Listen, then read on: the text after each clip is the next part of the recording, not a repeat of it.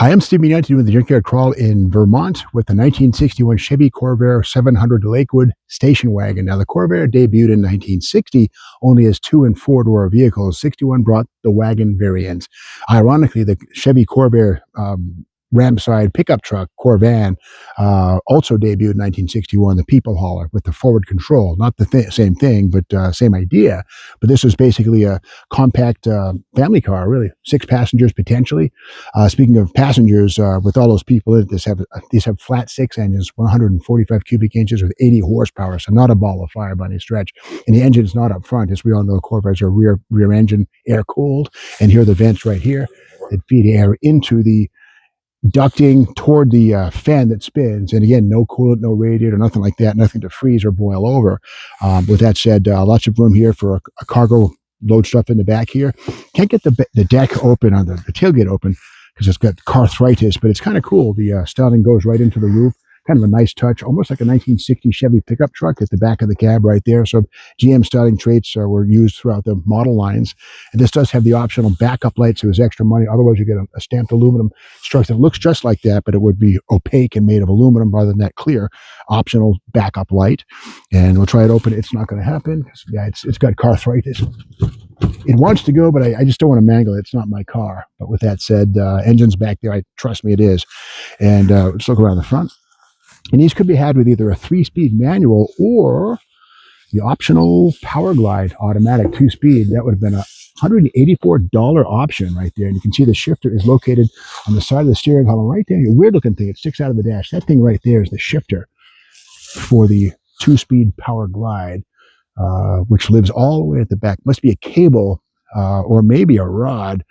And inside this thing, a very clean tailgate right there in red. So this car has a lot of spare parts inside. The body itself is pretty well rotten. The floor, I'm sure, is junk. But anyway, the stuff inside of this is in nice shape. Has been saved from the ravages of nature by being inside of this thing. This has the manual steering, of course, no power steering on these cars for a while. Again, the automatic transmission. Kind of cool here. Road and Track magazine in February of 1959 debuted the new Corvair. It was such a big thing that even Road and Track, which usually writes about Ferraris and Jaguars and Austin Healey as well, they put it on the cover. It was a big deal.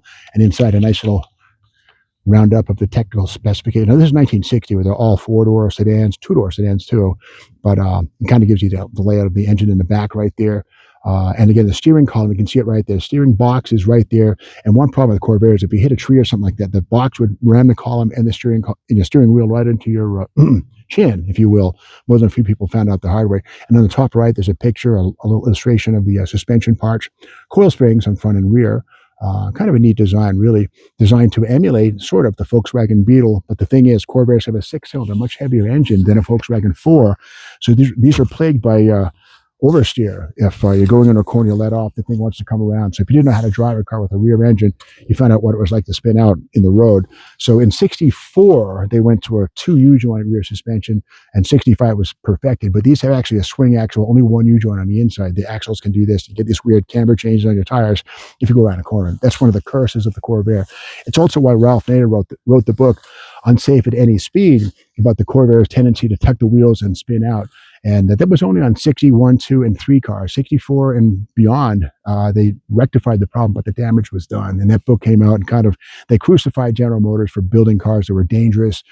You know, you can judge it for yourself. But anyway, this is an example of a pretty end of the road 61 Corvair Lakewood. And again, Lakewood was the name used only on wagons. The 2-doors and 4-doors had different names. So the Lakewood was specifically used on the station wagons. And production on these things there was 282,075 Corvairs built in 1961. Of them, only 26,042 were wagons like this one. And never a 2-door wagon, always 4-door wagons in the Lakewood family. So I hope you like this video. If you like it, be sure to subscribe to the Steve Maggs YouTube channel. Give us a thumbs up, give us a like, and come back tomorrow for more Junkyard Crawl videos. Thank you for watching.